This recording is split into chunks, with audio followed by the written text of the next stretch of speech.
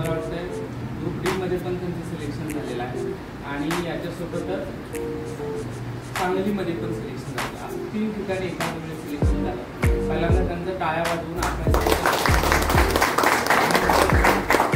सगळ्यात महत्त्वाची गोष्ट ही आहे की आमच्यावर विश्वास ठेवून इथं थांबून अगदी हक्कानं अभ्यास करणं आणि त्यानंतर सिलेक्शन होणं ही सगळ्यात तुमच्यासाठी महत्त्वाची गोष्ट आहे.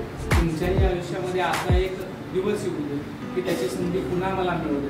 आज पुन्हा एकदा असं आपण म्हणूया की वैभव आयएस अकॅडमीची ही आकाशगंगा आहे आणि त्याच्यामध्ये आपण पुन्हा एक तारा जोडला, तो अजितचा होता आणि तुमची देखील सगळ्यांची तारे आपण त्याच्यामध्ये जोडूया आणि पुन्हा एकदा अजितला या निमित्तानं आपण शुभेच्छा देतो.